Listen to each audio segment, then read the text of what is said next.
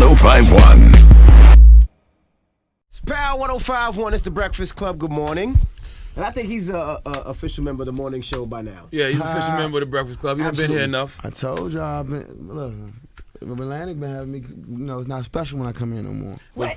Y'all looking at me like the help. The last 3 or 4 times he's been here, he's been talking about this. Now this is finally in stores. That's The right. Gifted. Yes, the Gifted. Wale, ladies and gentlemen.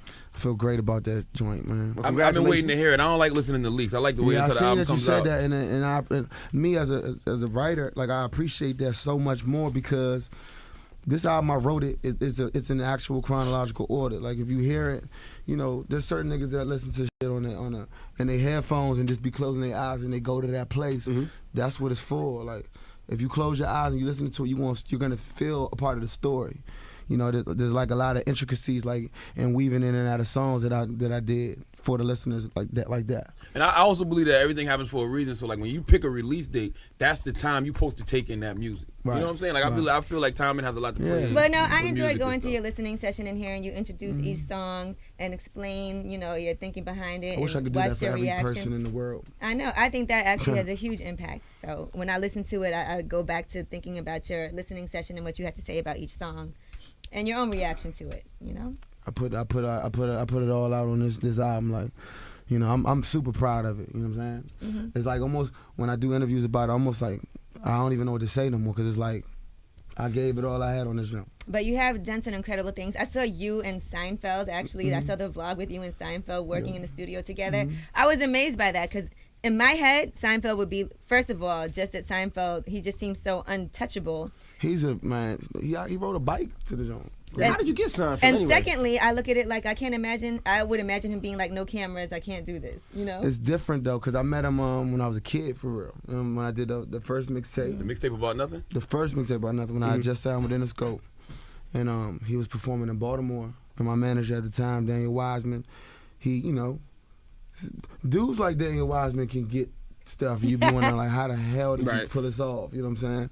So he did it, and then I met him there, and then I put out More About Nothing later after I got dropped from Interscope, and that was my biggest project to date. After at that point, we just reached back out. Hey, how do you reach back out though? Yeah, like, you just don't see Seinfeld on the street, like, yo, Wale. Man, if I told you, like, it's crazy because it's like I met like one time I was in Nike Town in LA, and I met like his accountant, and then like the accountant put me with his personal assistant, and personal assistant got me and him on the phone, and then when we got on the phone, we met up in New York again, and we started working on this project. That's dope. Were you nervous at first? Like I was nervous as shit when I first met him. I was real nervous because I was just like, he white and he rich, and and he rich. He's just from another whole world, and I just kind of felt inferior a little bit, In retrospect, at that point, I didn't know why I was. It just feels like a whole different world. Now we have to talk about dark girls on Oprah. You talk about inferior. Men have that complex too. Nah, you just got like it's just a dude that just like he's you watch his shows and he's so sarcastic and he's so like. You know what I'm saying? Like you used to niggas like that popping to be kind of having like an arrogance about him. So I was expecting it, and it wasn't there. You know what I'm saying? But initially I did feel kind of inferior to him. But now it's like super chill. Like we talk. You know what I'm saying? Like we banter, we joke around and all that other stuff. You got his number, email? Yeah, I got both. Did you have to pay him? That's the key. Man, what is he gonna do with that? What is he gonna do with Seinfeld? He sent him a check for $1 million. He was like, "What's this for? I don't need this. He got bread, man. I own Zaba bread." Now I'm convinced, Wale, that people just want to hate Wale. Yeah, I'm convinced. I've seen it because you're out on promo tour, so I hear other DJs, the radio personalities, be like, "Oh, Wale's got an attitude, and Wale came in here with an attitude." When? I want to know when, because I've been super like. He's been very. That's what I thought. Very different. Just a different Wale here. That's what I'm saying. That type of thing. Like niggas be with me just to do it. Like. I've been coming in super upbeat everywhere I went, like showing love, doing drops. It's more than they need. All buying that. sneakers and just coming by just to say what's up. Showing love. Yeah. I just be trying to show love. I mean, cause like you understand, like I used to carry crates for a DJ when I was young. That's how I would get into the 18 and over clubs when I was 15, 16. Like, so I respect the whole you know, the whole like tradition, like of like respecting the DJ, and I always make sure, even if I don't even like necessarily like mesh with a specific program director, like I make sure the DJs is good, like because that's what it's all about at the end of the day. So that's crazy that somebody would say that, man. Like I think niggas just say it just to say it, man. I saw a conversation on Twitter yesterday where somebody was saying Wale makes good music, but I just don't feel it. So what else makes you feel something? If it's good, you should feel it, right? I don't know. I'm probably one of the more polarizing people in the game right now. I saw you on the cover of the Washington Post too, by the way. That must have been a huge deal for you. Yeah, it was dope.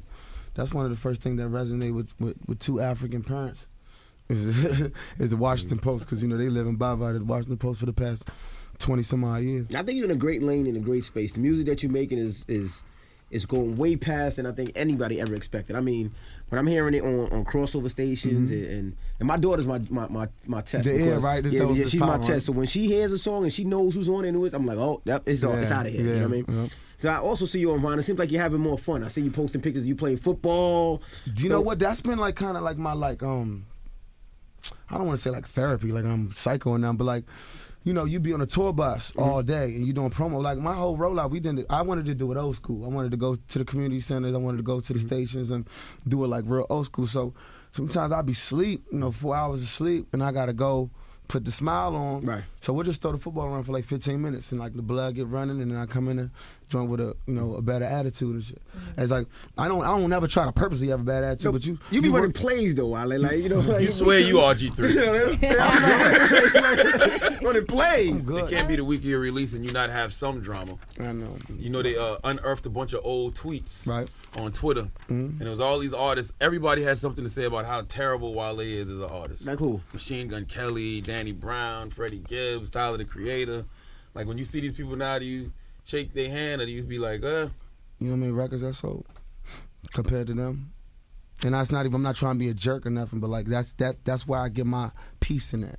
I look at what bodies of work and I compare them. Like nigga going dislike Wale, nigga just going to dislike him. Like I ain't do nothing to nobody. I'm gonna run my race. Like if you don't like me, cool. But like I compare what I've done compared to the people that's talking shit about me. Because these are artists like me. I was just hating. You pulled up Rocky Fresh, Wale is and all that. That's but now he's your label mate. But you know what? I would say this, a lot of these are really old, like 3 years old. Maybe 3 years ago they thought that and they changed their mind. Because you might have had opinions about somebody when they first came out, and then 3 years later you're like, oh, you know what? But you know what? And this probably might shake a little bit of things up, but like, I could feel it though. I could feel when a nigga don't like me. I could feel when I'm around some people that don't fuck with me. Like most of them joints wasn't surprising to me. I've been around niggas, but it is what it is. Like a nigga gonna be mad at you, a nigga gonna talk shit about you, and then a nigga gonna ask you for a feature when he see you. So, and then you charge the shit out of him, or say no. Just say no. All right, now let me ask you about this. I don't need nobody money. Wale, because I didn't bring this up last time, but now it's out there. Okay. Tiara Thomas and the whole situation, she went ahead and signed to Rico Love, and that was supposed to be your artist. You had said before on the Breakfast Club that you were signing her. Then I saw your girl Reese going in on her on Twitter and talking about loyalty and everything. So what ended up happening that she did not? You understand, one thing is Reese's Reese old enough to be my mother. You know what I'm saying? I can't tell that girl what to say and what to do. But another thing is Reese was raised in the streets for real. You know what I'm saying? So she has she has a specific code that she goes by, and it doesn't necessarily coincide with how people do things in the music business. So she was speaking freely. I tried to tell her to stop, but what you gonna tell a woman who, you know what I'm saying? Like she gonna do what she gonna do. It fucked with a lot of people in our circle because it was so close. Like they remember me spending like money to fly around, and they remember me going to the Joey Ayi, who was at Warner at the time, trying to get her a deal. They remember taking her to Jay. They remember me taking her to Yan Lee and Pharrell. They remember me doing all of these things. So with no paperwork. Yeah, and me personally, I had a different code by then because I was like, you know what? You're gonna mess up the chemistry if you start throwing around paperwork now. So let's just make our music. We have an understanding. We're gonna get it done. Is that what you did with Ross before you signed with Ross? The funny thing is, we did, because I wasn't on paperwork when I did Pandemonium. I wasn't on paperwork when I did Play Your Part. Me and Meek. We could have very well. And you don't think, man. For real, when we go off here, I could tell you the list of people, artists, everything that was trying to undercut Ross or something. and tell me all the reasons why I shouldn't sound raw. But he gave me opportunity. You know what I'm And you're saying? loyal to that. And you To said, me. right. You know what I mean? Like, but at the same time, like everybody wasn't raised the same. So I don't want to sound bitter. I don't want to sound like, she's a small girl. Like, I don't want to sound like a bully or nothing like that. So she did what she felt was best. Because we for all her. thought that she was signed to you. You were like, yeah, I'm putting Yeah, her he was out. so This is excited what's when you got up up here. He was like, he was excited, and I haven't seen you excited in a long time. When I And seen you on actually, the live. only reason I knew who she was because you had her on the bad. The thing about it with me is, and it's like, to piggyback on what you said, like, I get a lot of flack for everything I do. You know what I'm saying? Like, I wake up to niggas saying they wish I was dead. I don't even know these people. So I've tried to find peace, I'm reaching towards finding peace in the music business, but not as the focal point. I imagine myself when I'm like 35 or something like that, like really, stepping back and like helping develop artists. Even writing. I done wrote some stuff for some of your favorite artists. You know what I'm saying? Like I wouldn't mind doing that because like it's a certain like mental space that I don't have no more because I wake up to such. It's easy to say ignore it when you're not in that hot seat. When you wake up and you hear this, you can say Wale sensitive, this and that, but deep down inside, everybody is. Like nobody want to hear you worked on something for 2 years and then you with some shit. I hate you. You some shit. You garbage. Die. Nobody want to hear that. But don't you hear more good things than bad things? Yeah, I mean, but I'll address both of them though. But people will focus on the negative. Why don't you focus? Yeah, you should focus on the It's positive. real though. It's reality though. You gotta. You know what I'm saying? In order for that to be that, it has to be this. I saw you say, I think it was in the Washington Post, you said that you wake up, you go through your Twitter, you shift through all the hate just looking for some constructive criticism. Yeah, I feel like reality might lie within, somewhere between you're the greatest of all time or you're the worst rapper of all time. And subconsciously, maybe I'm just, in that never-ending search for what's really out there, what's reality. You know what I'm saying? My father always told me, you're never as good as they say you are, and you're never as bad as they say you are. As long as you keep that mentality, you good. That's very true. But you feel great about this album, The Gift. I feel incredible about it. Like, I just did what I wanted to do. I followed all my gut feelings, all my premonitions, all the sounds I was hearing in my head. I just followed them. My vision, like, to be able to give a dude like Neo instructions on how you want a song, that made me feel good. Like, he trusts me enough to be like, Wale, what direction do you want to go?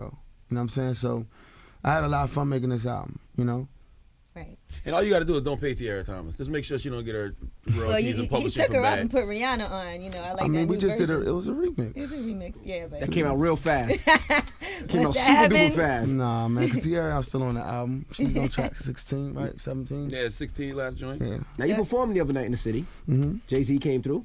Was he there? They said Jay-Z was there. Yeah. Now when you do the performance and you have artists like Jay or some of the big artists that I'm sure you looked up to or was raised on, does that make your performance even better or harder, or do you get nervous? You know what?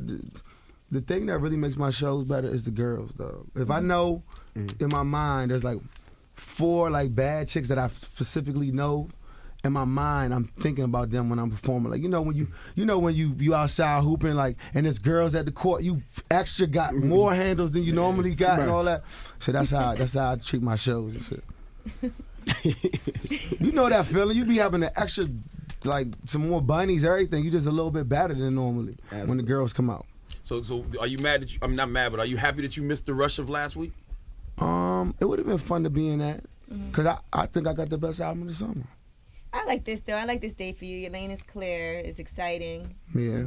And I appreciate that you came up here before the album came out, and now you're here again. The album's in stores, available. The I work Gifted. here now. Yeah, and you work here now. You also said when you did the Crown interview with L.A. Wilson, you said when you're in the studio, you're trying to go at Jay-Z's neck. Yeah, I'm trying to go, like, because that's we train to be like that. Like we train machines. Like, especially like niggas like me and Meek, we try and show niggas like, what's up? We can do this. You know what I'm saying? It's a competition. I'm sure y'all keep Jay-Z sharp too. Hell yeah. We all keep it. If you in that elite group of rap niggas, like, I think you contribute to that. You know what I'm saying? I hope so. Does he have conversations with y'all, like you and Cole, being that all of y'all are with Rock Nation, about being those new guys? And I play my record for him before it dropped. He helped me like structure a couple records on the album and stuff like that. But our relationship more so is like, is this a good business move? Is this a bad move? Okay, yeah, now, all right, cool. You know what I'm saying? Or So your album is already #1, right? As soon as it was released. Yep. So you have some good predictions. Do numbers matter to you, really? They do. As much as I want to say it don't. Especially with everybody selling last week. They did. They put up some numbers on the board last week. Everybody watching. Right. You know what I'm saying? So you don't want to be like the weak link. You know? And it affects things too. It affects your money at the end of the day, like I don't care shows about that the you're money. gonna do, and money.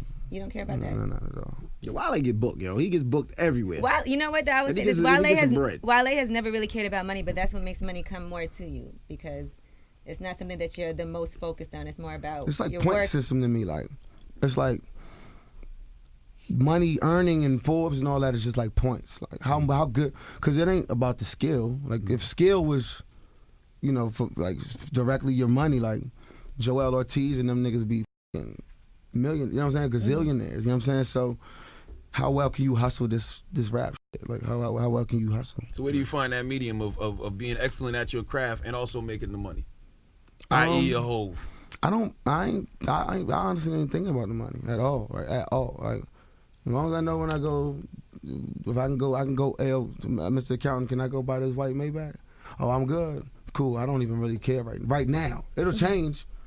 Maybe when I have kids and a wife and all that, but like, no, I don't really care about the money. Is that something you think about, having kids in your life? Hell yeah. So you ready to settle down? Man, I be Wale seeing been you ready with your to- kids and going to the. That's the best part. That's the Dawg, best part. I'm talking about it's niggas that got a lot, that got money, successful and everything, but you could see that next level of like peace. You know what I'm saying?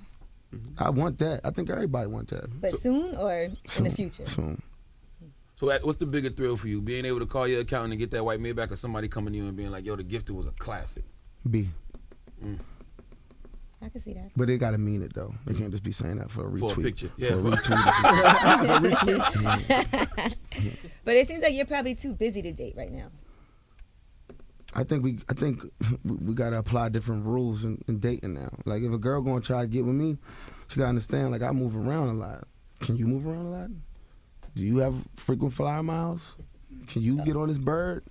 She has to have frequent flyer miles? I mean, she just gotta be able to move. Because Wale, you know what? Wale Every ain't time gonna pay for it. Yo. every time How you many come up miles here, you got? Wale, That's the second question. every time you come up here, a whole bunch of girls tweet me like, "Tell Wale I love him. Give Wale my number." I get a whole bunch of tweets about You know, it. I don't take that type of stuff too seriously because in my mind, I feel like any dude in my shoes would get that same type But of what do you attention. look for though? For women that want to know. A proactive woman, like a girl who don't got to be told to do nothing. Like she already know. She already know. Like, oh, okay, my man, like this type of Roll sandwich, my weed. this type of sandwich. Cool. I'm gonna get that ready. I'm gonna have some macaroni and cheese for him ready when he get off this plane. You know what I'm saying? Shit like that. The intangibles. Okay. Sound like he looking for a slave. No, he doesn't. Clean the house like this. Do you think you'll ever be able to operate without a chip on your shoulder? Because I feel like that's what motivates you. I think that's what fuels you. As much as you say you don't like the way people get at you on Twitter, I think that provides a lot of motivation. I don't think about them a lot of the time when I'm in the studio. Though I don't really think about my opposers. I'm more so up for like the debate on as to why you don't like it, if in fact you don't like it. That's where I'm at. Like if you don't like Wale or you don't like The Gifted, like why? Let's have a real conversation as to why. You know what I'm saying? Not just because it's a cool thing to say.